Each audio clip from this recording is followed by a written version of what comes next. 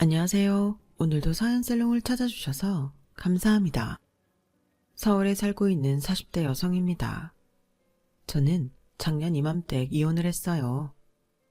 불과 몇 년 전까지만 해도 제가 이혼녀가 될 거라고는 상상도 못했는데 말이죠.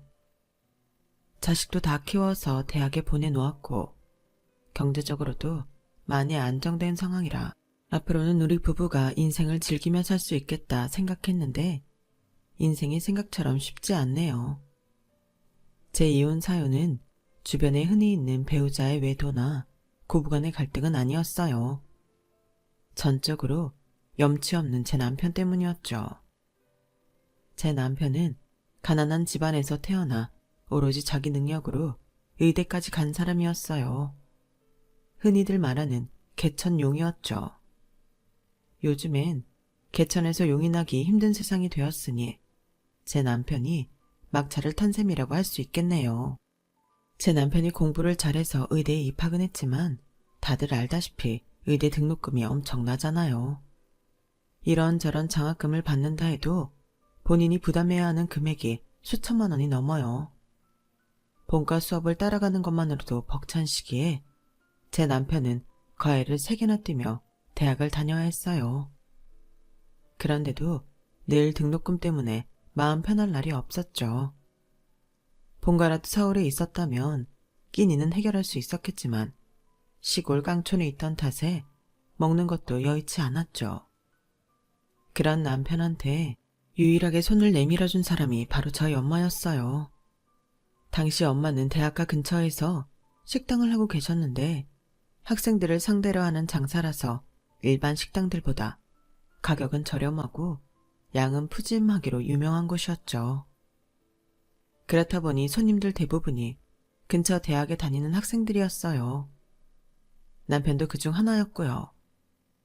몇천 원 안 하는 밥값도 부담이 되었던 남편은 하루 중 유일한 한 끼를 저희 엄마 식당에서 해결을 했어요.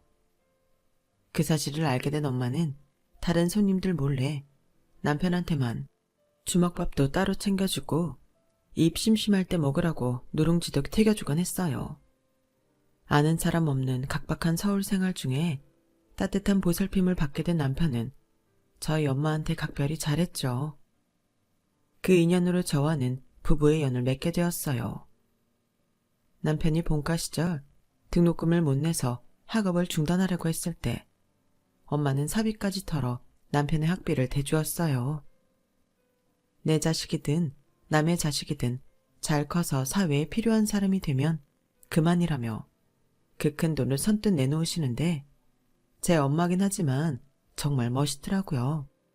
남편이 인턴을 마치자마자 시댁에 인사를 드리러 갔을 때 시댁에서 저희의 결혼에 반대를 하지 않았던 건 다 저희 엄마가 남편 일에 뒷바라지를 해줬기 때문이었어요. 모르긴 해도 그게 아니었다면 결혼 얘기도 못 꺼냈을 거예요. 저희 시부모님이 자식 공부하는데 큰 도움은 못 되셨지만 자부심 하나는 대단하신 분들이거든요. 아마도 형편이 어렵다 보니 남들한테 자랑할 수 있는 건 잘난 아들뿐이라 더 그랬을 거예요. 병원 일로 늘 바쁜 남편을 대신해 시댁에 발벗고 뛰어다녔던 저는 신혼 때부터 귀에 딱지가 않도록 이런 말을 들었어요. 내가 니들 신혼집 하나 마련해주지 못한 시애비지만 그래도 네가 우리 집 만만히 보면 안 된다. 우리 형편이 이러니 네가 내 아들 만나 의사 사모님 소리 듣는 거지. 우리가 어지간만 살았어도 이 결혼 어림도 없었다. 넌 오히려 나한테 감사해야 돼. 이게 무슨 말도 안 되는 논리인지는 모르겠지만 아버님은 제게 아쉬운 소리 하시기 전에 꼭 이 말부터 하셨어요. 그리고는 마치 잘난 자식 내준 대가를 받아내듯 생활비며 병원비, 남편 형제들 학비에 결혼비용까지 톡톡히 받아 챙기셨죠. 받는 건 꼼꼼하게 받아 챙기면서도 빈말이라도 고맙다는 말은 안 하시더라고요. 마치 맡긴 거 찾아가듯 당당하기만 했죠. 오히려 제 남편 학비에 생활비까지 대주셨던 저희 엄마는 혹여 사위 체면 깎일까봐 병원도 남편이 있는 근처 대학병원에 안 가고 먼 데 있는 다른 병원에 다니셨어요. 예, 내 꼴도 이런데 괜히 병원 사람들한테 이사방 책 잡히는 거 아닌가 모르겠다. 나 그냥 다른 병원 갈란다. 엄마, 사위가 이 병원 의사인데 왜 다른 병원에 가? 그리고 아픈 사람이 차림이 무슨 상관이야. 그 이한테 예약 잡아달라고 전화할 테니까 나랑 같이 병원 가요. 아니다. 잘난 내 사위 남들한테 밑보이면 안 됐지. 장모라고 있는 게 이렇게 추레해서는 사위 얼굴에 먹칠만 할 게 뻔해. 나 그냥 택시 타고 강 건너에 있는 병원 갈 테니 넌 가게나 보고 있어.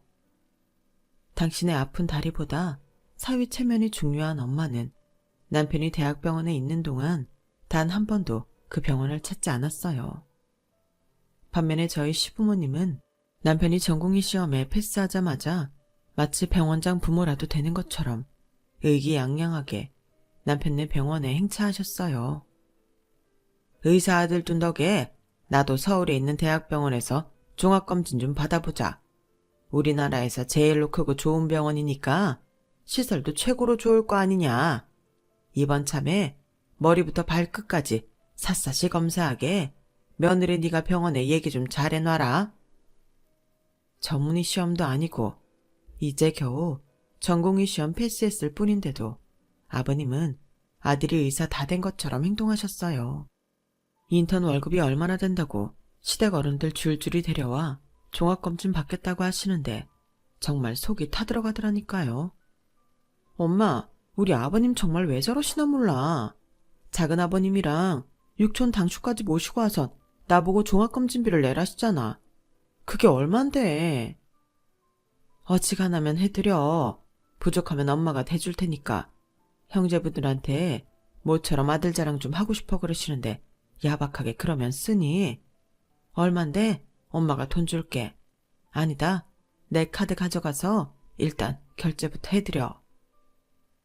정작 저희 엄마는 걸어다니는 종합병원이라는 별명이 붙을 정도로 안 아픈 곳이 없는 분임에도 지금껏 종합검진 한번 못 받고 사시는데 피 같은 엄마 돈으로 시아버지와 형제분들 검진비까지 내려니 속상하더라고요. 그런데 검진비를 저희 엄마가 대셨다는 말을 했음에도 불구하고 아버님은 고맙다는 말은커녕 모든 게 당신 아들 덕이라고 말하시더라고요. 내 아들이 이 병원 의사인데 아무렴 허투루 검사를 하겠어? 남들보다 약도 좋은 거 쓰고 검사도 더 꼼꼼히 하겠지. 이게 다 잘난 아들 둔 덕 아니겠냐고. 아무렴 우리 준석이 잘난 거야. 우리 마을 사람들이 다 알지. 조카 덕분에 아주 내가 다 호강을 하네. 이봐요 의사 양반. 내 아들이 이 병원 정형외과 의사야. 그러니까 특별히 검사 잘해줘야 돼. 그 잘난 아들은 선배들한테 조인트 까이며 쪽잠 자는 햇병아리 의사인데도 아버님 눈에는 하얀 거탑에 장준혁급은 되는 것 같았어요. 남편보다 선배인 레지던트 선생님한테 거만하게 명령을 하는데 옆에 있던 제가 쥐구멍이라도 숨고 싶은 심정이었다니까요. 언제 터질지 모르는 시한폭탄 같은 아버님과 그 형제분들을 모시고 종합검진을 받는 내내 저는 남편 선배님들한테 연신 고개를 조아려야 했어요. 그 일로 남편은 한동안 선배들한테 엄청 꺼였다고 하더군요. 사회생활을 하다 보면 어느 분야든 세력 싸움이 있기 마련이잖아요. 대학병원도 마찬가지였어요.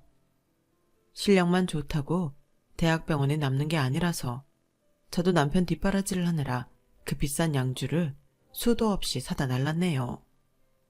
그뿐인가요? 교수 사모님들한테 눈도장 한번 찍어보려고 나와는 상관도 없는 사람들 결혼식이며 환갑, 시순자리까지 쉼없이 뛰어다녔어요. 하지만 그런 노력에도 불구하고 남편은 모교 대학병원에 남을 수가 없었어요. 그러기 위해선 실력이 월등히 뛰어나든가 집안에 돈이 좀 있어야 가능했거든요. 이제 남편이 선택할 수 있는 건 페이닥터뿐이었는데 그나마도 좋은 자리는 이미 다 차고 규모가 작은 병원들밖에는 안 남았더라고요. 김 교수님 말만 듣고 학교에 남을 수 있을 줄 알고 좋은 자리 다 마다했는데 미치겠네. 자기 병원으로 오라는 선배들한테 이미 거절을 다 해놔서 다시 가겠다는 말 꺼내기도 좀 그렇게 됐어. 이러다 손가락 빨게 되는 거 아닌가 몰라. 힘들게 의대 공부에 인턴, 레지던트 과정까지 밟았지만 취업 걱정을 하게 된 남편을 보니 하늘이 무너지는 것 같았어요. 그간 들인 돈이며 시간, 노력을 생각하니 안 그럴 수가 없었죠. 자리를 부탁하러 평소 친하지도 않았던 선배며 동기들을 찾아다니는 남편을 지켜보기 힘들어서 퇴근 후에 집으로 안 가고 엄마 식당으로 향했어요. 엄마를 도와 정신없이 서빙을 하면 그 순간만큼은 고민이 사라졌거든요. 하지만 엄마 눈에는 제 고민이 훤히 보였나 봐요. 저녁 장사를 마치고 밥을 먹는데 엄마가 그러시더라고요. 이서방, 아직 자리 못 찾았어? 오라는 데가 없대? 그런 거 아니야. 교수님이 그의 자리 마련해 주실 것처럼 말해서 그것 믿고 기다리다가 좋은 자리를 몇 군데 놓쳐서 그래. 기왕이면 월급 많이 주고 복지 좋은 데로 가려고 고르는 중이야. 엄마는 신경 쓰지 마. 우리가 알아서 할게. 명색이 알아주는 의대 출신인데 일할 병원 하나 없겠어? 그래, 우리 이서방 실력이야 어디 가서도 안 빠지지. 근데 혜정아, 병원 차리려면 돈이 얼마나 든다니? 요즘은 큰 병원 아니어도 동네 작은 병원도 잘 되더라고. 엄마 다니는 정형외과도 원장님 한 분이 하시는 데인데 진료 시작 전부터 사람들이 병원 앞에 줄 서 있고 그런다. 정마땅한 자리에 안 나면 개원을 하는 게 어떨까 생각하는데 넌 어떠니? 개원 좋죠. 병원장 소리도 듣고 버는 대로 내가 다 가져갈 수 있는데 얼마나 좋아요. 게다가 남의 눈치도 안 보고 금상첨화죠. 그런데 병원 차리는데 한두 푼 드냐고요. 그동안 남편 학자금 대출 갚느라 전세 보증금 올려주느라 이래저래 마이너스인데 개원이라니 언감생심이죠. 그런데 엄마가 카운터로 가더니 금고 밑에서 통장 하나를 꺼내오시더라고요. 이 돈으로 될지는 모르겠다만 이서방이랑 상의해서 작게라도 하나 차려봐. 모자라는 건 엄마가 대출 받아줄 수도 있으니까. 엄마, 이건 엄마 노후자금이잖아. 이모들이랑 모여 살 타운하우스 사려고 모은 돈인데 이걸 우리가 어떻게 써? 지금 타운하우스가 문제니? 네 이모들이랑 사는 건 지금 나 사는 집에 모여 살아도 돼. 내 사위가 그 어려운 공부를 하고도 백수되게 생겼는데 타운하우스가 아니라 펜트하우스라도 난 필요 없다. 이서방, 괜히 일자리 때문에 여기저기 고개 숙이게 하지 말고 이거 가져가서 병원 차려. 내 사위가 병원장 돼서 돈 벌면 그때 장모 노후 정도는 책임져 주지 않겠니? 이것도 일종의 노후 대책이니까 잔말 말고 어서 가져가. 생각지도 않았던 엄마 도움으로 우리는 서울 끝자락에 병원을 차릴 수 있었어요. 남편은 기왕이면 서울 중심 번화가에 병원을 차리길 원했지만 가진 돈이 여의치 않은 것도 그렇고 엄마 조언에 따라 그곳으로 정했어요. 내가 가만 보니까 정형외과는 의외로 낙후 지역에 있는 병원들이 잘 되더라고. 생활이 어려운 사람들은 몸을 써서 일하는 경우가 많잖니. 그러다 보니 나처럼 정형외과는 근처에 단골병원을 두고 다니는 게 다반사고 당장 팔다리가 아파 죽겠는데 옷 차려입고 번화가에 있는 병원 찾아다니는 게 안 된다니까. 과학적 근거가 있는 건 아니었지만 듣고 보니 엄마 말에 일리가 있더라고요. 그래서 일부러 부촌보다는 중산층에서 그 이하층이 많이 사는 동네로 자리를 잡았어요. 아무리 외곽 지역이라고는 해도 병원을 차리는 데는 돈이 만만치 않게 들더라고요. 임대료랑 인건비뿐만 아니라 고가의 의료기구들을 준비해야 했으니까요. 결국 엄마가 은행 대출까지 받아주셔야 했죠. 엄마가 평생 식당 일을 해서 번 돈으로 연 병원이었기에 남편도 저도 마음이 무거웠지만 어떻게든 빨리 자리를 잡아 엄마한테 보답을 하는 게 우선이라고 생각했어요. 장모님, 본가 시절부터 전 장모님한테 받기만 하네요. 못난 사위라 죄송합니다. 장모님이 해주신 병원 반드시 번듯하게 키워놓겠습니다. 장모님 노후는 이 사위가 책임질 테니 걱정 마시고요. 그래 이서방, 내가 말만 들어도 든든하네. 병원도 사람을 상대하는 일이라서 힘든 순간이 많을 거야. 의사가 기술만 좋으면 된다고 생각할지 모르겠지만 환자들 몸에 난 상처뿐만 아니라 마음에 든 상처도 치료해 줄 줄 알아야 하네. 그 말 명심하고 환자들한테 따뜻한 의사가 됐으면 좋겠어. 당신의 전 재산을 쏟아부어 사위병원을 차려준 엄마는 돈 많이 벌라는 말 대신 따뜻한 의사가 되라는 말을 하셨어요. 엄마, 이 사람 성격 몰라? 대학병원에 있을 때도 환자들한테 얼마나 잘했나 몰라. 내 남편이지만 존경스러울 때가 한두 번이 아니었다고. 그러니 앞으로도 잘해낼 거야. 그때까지만 해도 저는 내 남편이 그런 의사가 될 수 있을 거라는 데에 한치의 의심도 하지 않았어요. 인건비를 아끼기 위해 제가 병원에 나가 수납일을 도울까도 생각했지만 병원이 자리를 잡을 때까지 고정 수입이 있어야 할 것 같아서 나가던 직장을 그만두지 않았어요. 예상대로 병원을 오픈하고 2달 정도는 수입보다는 지출이 더 많아서 직장을 그만두지 않길 잘했다 생각했어요. 남들 보기엔 젊은 나이에 자기 병원까지 가진 성공한 부부로 보였겠지만 병원도 엄마 돈으로 차린 거고 수입도 거의 나지 않으니 빚 좋은 개살구에 불과했죠. 그런데 시댁 식구들은 엄청난 착각을 하더라고요. 병원 차릴 때 10원 한 장 보탠 거 없으면서 병원장 아들 앞세워 어깨에 잔뜩 힘을 주고 있지 뭐예요. 명절에 시댁에 내려갔더니 글쎄 아버님이 동네 사람들 앞에서 이러시더라고요. 자네 아들 아직도 취직이 안 돼서 빌빌대는 거야. 그런 일이 있으면 나한테 말을 하지 그랬어. 그랬으면 내가 진작 우리 아들 병원에라도 넣어줬을 거 아니야. 그거 명수 전화번호 좀 적어봐. 내 아들 내려온 김에 얘기해 줄 테니까. 아버님은 온갖 생색을 다 내시며 여기저기서 취직 청탁을 받아오셨어요. 그러는 통에 저도 남편도 난색을 표했죠. 아버지, 자꾸 왜 이러세요? 우리 병원 아직 적자라고요. 지금 상태로는 사람을 더 쓸 여력도 없어요. 매달 은행 이자도 장모님이 내주시는 상황인데 내가 누굴 도와요? 그래요, 아버님. 말이 병원장이지 편의점 알바 시급만도 못하게 버는 상황인데 저희가 누굴 돕겠어요. 병원이 자리 좀 잡으면 그때 드릴게요. 하도 답답한 마음에 저도 몇 마디 거들었는데 시댁 식구들 눈에는 그게 거슬렸나 봐요. 어머, 올케 언니 말이 가시가 있네? 그러니까 우리 오빠가 돈 못 번다고 식구들 앞에서 쪽주는 거예요? 나가서 편의점 알바라도 해서 돈 벌어오라고? 진짜 어이가 없네. 언니, 솔직히 언니 학벌에 우리 오빠 같은 의사 만나는 거 쉬운 일 아닌 거 알죠? 고작 이름 없는 똥통대학 나온 주제 어디서 명문대 의대 나온 우리 오빠를 무시해. 기가 차서 정말. 아가씨, 내가 언제 이 일을 무시했다고 그래요. 그리고 나 나온 대학 아가씨한테 무시당할 정도로 못난 대학 아니에요. 아가씨는 그런 대학도 못 들어가 놓고 그렇게 말하면 안 되죠. 언니, 지금 나 대학 못 나왔다고 무시하는 거예요? 나도 서울 살면서 언니처럼 학원도 다니고 가야도 했으면 그깟 대학 10번, 20번도 더 들어갔을 거라고요. 이렇게 사람을 무시하니까 잘난 우리 오빠가 기죽어 살지. 말이 났으니 말인데 애초에 우리 오빠가 대학병원에서 나온 이유가 언니 때문 아닌가요?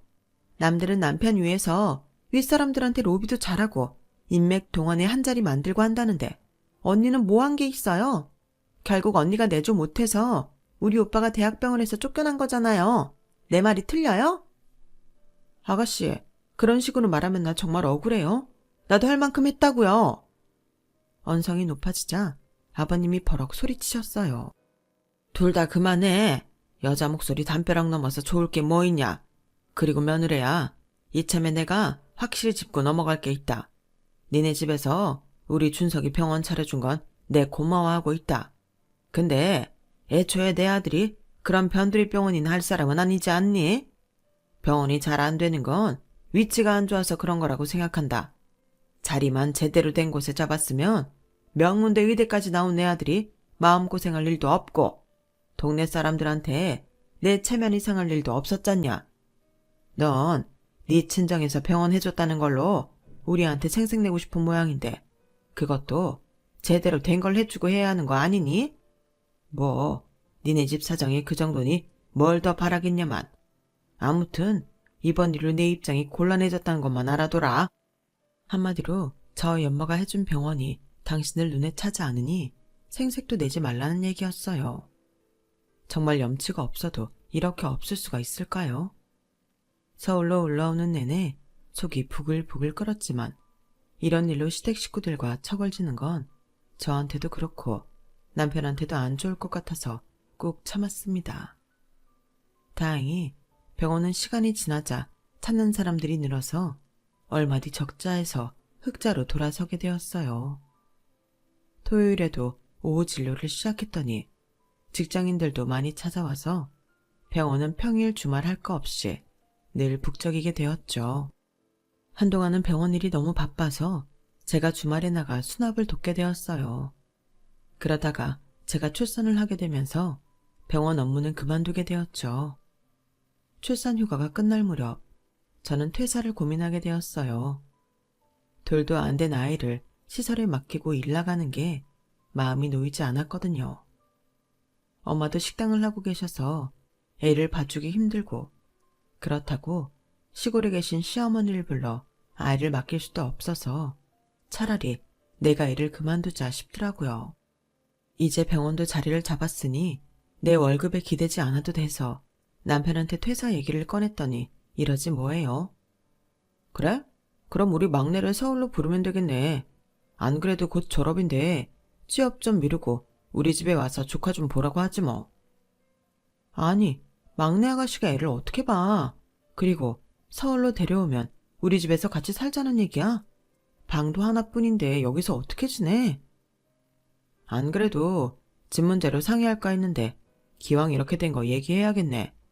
그동안 내가 병원에 출퇴근하는데 시간도 그렇고 체력적으로도 많이 힘들었거든. 그래서 병원에 있는 쪽에 집을 알아볼까 해. 그쪽은 여기보다 집값도 싸니까 이 집 보증금에 돈 좀 더하면 방 3개짜리 집도 가능할 것 같더라고. 애도 하루가 다르게 자랄 텐데 이 집에서 키우기엔 힘들 거 아니야. 우리 부부는 병원에 신경 쓰느라 그동안 사는 집엔 투자를 하지 않아 왔어요. 신혼 때 구한 방 하나짜리 좁은 집에서 잠만 자는 생활만 해왔으니까요. 같은 서울이라고는 해도 교통체증 때문에 출퇴근하는데 매일 3시간가량 드는 통에 남편도 많이 힘들긴 했을 거예요. 그래서 집을 병원 옆으로 옮기자는 말에는 찬성이었어요. 하지만 이사를 하려면 당장 돈이 필요한데 우리 수중에 있는 돈은 엄마한테 갚을 돈뿐이었거든요. 병원 차릴 때 해주신 돈을 지금까지 여러 개한데 못 갚고 있다가 이제야 일부만이라도 갚을 수 있게 된 건데 갑자기 집 문제가 터진 거였죠. 그래서 말인데 장모님 돈은 나중에 갚으면 안 될까? 장모님이 당장 필요하신 돈도 아니고 일단 집부터 안정시켜 놓고 한 번에 갚아드리는 거 어때? 찔끔찔끔 푼돈으로 갚아봐야 모양새도 좋지 않고 말이야.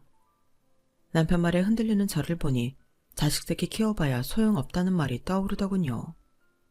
엄마 돈으로 병원을 차릴 때만 해도 돈 생기면 바로 그 돈부터 갚아야지 생각했었는데 막상 돈이 좀 보이니 내 집 넓혀갈 생각부터 하니 말이에요.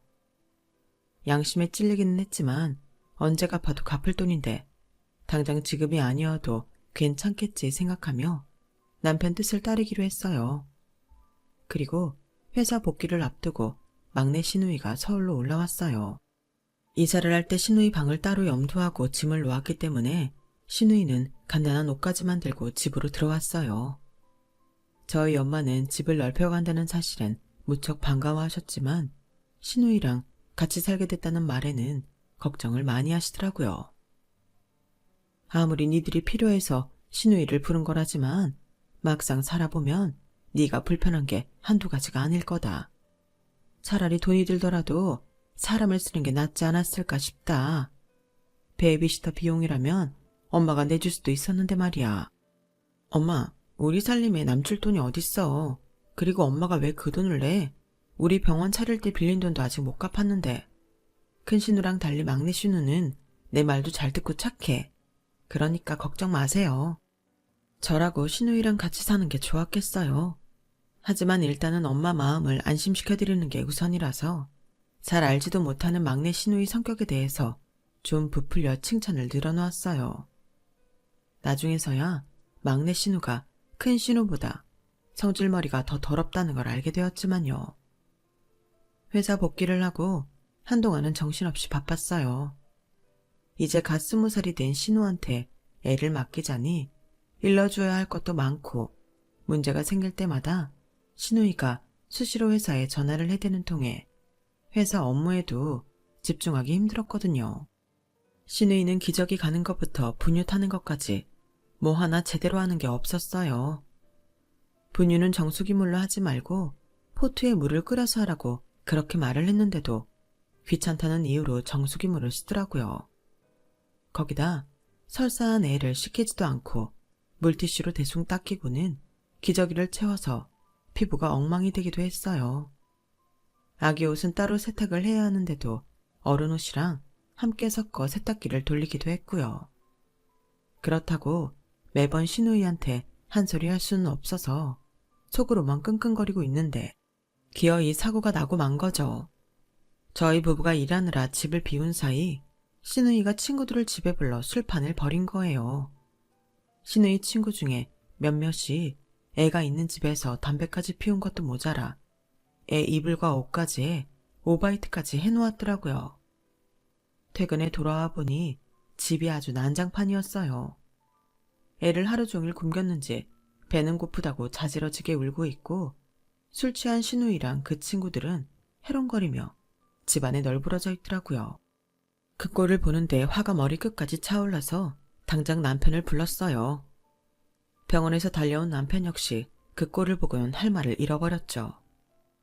남편이 버럭 지른 소리에 신우이와 그 친구들은 그제야 자리를 털고 일어났고 저희 부부 눈치를 살피곤 도망치듯 가버렸어요. 혼자 남은 신우이는 되도 않는 거짓말을 늘어댔죠. 애 분유도 제대로 먹였고 집안에 가득한 담배 냄새도 베란다를 통해 아랫집에서 올라온 거라면서 횡설수설하는데 어이가 없어서 말이 안 나오더군요. 젖병을 물려주자 허겁지겁 분유를 빨아대는 애를 보면서 어쩜 그런 거짓말을 할까 싶었죠. 저만큼이나 화가 단단히 난 남편은 막내 신우이한테 소리를 쳤어요. 너 이러자고 서울 올라온 거냐? 한 달에 300이나 받으면서 지금껏 이따위로 네 조카를 본 거냐고. 처음부터 너 이럴 줄 알고 내가 안 된다고 했을 때 네가 뭐라 그랬어? 학원비 모을 때까지 술 담배 끊고 열심히 할 테니 믿어달라고 했어 안 했어? 혹시 너 지금까지 우리 몰래 애 있는 집에서 담배까지 피워댔던 거냐? 말해봐 이 기집애야.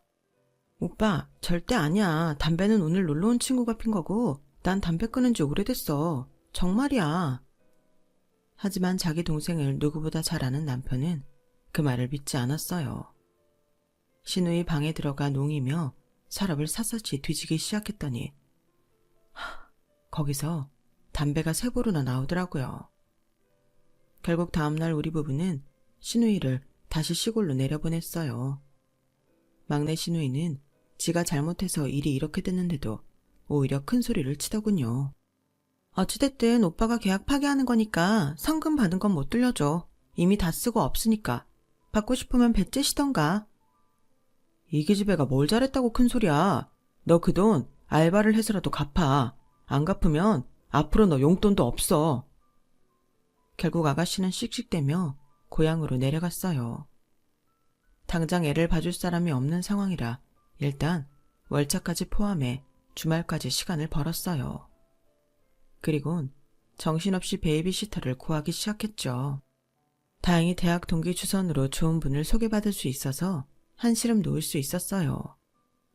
그런데 여보, 아가씨한테 월급으로 300씩 주기로 했었어? 나한테는 150 주기로 했다고 했잖아. 300이면 베이비시터 시급보다 훨씬 센 건데 돈 아끼자고 아가씨 부른다면서 300이 웬 말이야? 그럴 거면 베이비시터를 쓰지 왜 할 줄 아는 것도 없는 아가씨를 써. 야, 너 무슨 말을 그렇게 하냐? 아무리 내 동생이 실수를 했다고 해도 할 줄 아는 것도 없다니. 네 눈에는 내 동생이 하찮게 보일지 모르겠지만 나한텐 소중한 동생이라고. 앞으로 말 가려가면서 해. 그때 처음 내 남편이 남처럼 느껴졌어요.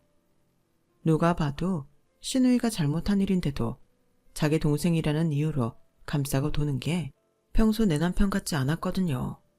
그런데 그건 시작에 불과했더라고요. 병원이 커나가자 남편은 점점 더 낯설게 변해갔어요. 한때는 세상에 둘도 없는 사위처럼 굴던 사람이 명절 때도 어버이날 때도 일 핑계를 대가며 제 친정에 발길을 들여하지 않았거든요. 이제 어느 정도 돈도 모았겠다. 엄마한테 진 빚을 갚아야 하지 않겠냐고 말을 꺼낼 때마다 병원에 장비가 낡아서 그거 먼저 바꿔야 해. 장모님 돈은 급한 거 아니니까 천천히 갚자고. 의료기구 때문에 병원 리모델링 때문에 심지어 직원 월급 인상 때문에 등등 핑계를 대가며 차일피일 미루기만 하더라고요. 그렇게 10여 년이 흐르자 이제는 그나마 핑계도 대려 하지 않았어요. 오히려 뻔뻔하게 나오기 시작했죠. 어차피 장모님 돌아가시면 당신이 받을 유산인 거잖아. 그런데 그걸 굳이 갚을 필요가 있어? 우리나라 상속세가 얼마나 무서운지 당신 몰라? 제발 계산부터 하고 말을 하라고. 뭐가 이익인지 판단 못하겠으면 내 말 듣고 가만히 있어. 당신 이런 사람이었어? 이제 돈 좀 만지니까 올챙이적 생각 안 나는 모양인데 그러는 거 아니야. 우리 엄마 평생 식당 일하면서 나랑 당신 뒷바라지 해오셨어. 이제는 식당 그만두고 이모들이랑 편하게 사시게 하고 싶다고. 우리 돈 들이자는 거 아니잖아. 엄마가 빌려준 돈 들이자는데 왜 이렇게 야박하게 굴어? 솔직히 말해서 당신 집에는 돈 잘 쓰잖아. 아버님한테 연락 올 때마다 수백 수천만 원씩 보내드리는 거 내가 모를 줄 알아? 알지만 장남 노릇하는 당신 기세워주느라 모른 척하고 있었어. 그런데 왜 우리 엄마는 늘 받는 거 없이 주기만 해야 하느냐고. 나도 더는 못 참으니까 당신이 은행 대출을 받든 사채를 쓰든 이번엔 우리 엄마 돈 갚아줘. 너무 늦은 감이 있지만 이제라도 엄마 돈을 돌려드리고 싶었어요. 매번 우리한테 돈을 쉽게 얻어가는 시댁 식구들을 보니 이러다가는 내 엄마가 피땀 흘려 번 돈도 고스란히 그 사람들 입에 들어갈 것만 같았거든요. 왜 진작 내가 나서서 우리 엄마 몫을 찾아드리지 않았는지 후회가 밀려왔어요. 그런데 그러는 와중에 생각지도 못한 일이 터져버린 거예요. 엄마가 암 판정을 받으신 거였죠. 정확한 상태를 알아보려 제가 병원에 찾아갔더니 의사 선생님 말로는 지금 엄마 상태가 많이 안 좋아서 길어야 1년 남짓 생존하실 거라고 하더라고요. 췌장암은 다른 암에 비해 생존율이 낮아서 섣부른 기대를 하지 않는 게 좋을 거라고 하셨어요. 그 말을 들으니 하늘이 무너지는 것 같더라고요. 평생을 일만 하면서 살아온 엄마였는데 이제 좀 편히 쉬실 수 있게 된 마당에 이런 일이 닥치다니 하늘이 무심하다는 생각이 들었어요. 아니, 하늘보다는 제가 그동안 엄마한테 무심했던 탓이란 생각에 죄송해서 어쩔 줄 모르겠더라고요. 그러다 문득 후회할 시간에 어떻게든 엄마를 살릴 방법을 찾자 싶었어요. 그래서 남편한테 달려갔죠. 의사가 말한 엄마 상태를 설명하곤 이 분야에서 실력 있는 의사를 찾아달라고 했어요. 얼마가 들던 우리 엄마 좀 살려야겠다고요. 그랬더니 남편이 뭐라는 줄 아세요? 나이 들면 죽는 게 자연의 순리야. 장모님만 죽는 거 아니야. 우리도 나이 들면 다 죽어. 괜히 쓸데없이 돈 낭비 시간 낭비하지 말고 장모님 요양병원에 넣어드려. 그 정도 상태면 의사가 더 해줄 것도 없으니까. 뭐? 당신 그 말 진심으로 하는 소리야? 쓸데없는 낭비? 누굴 요양병원에 넣으라고?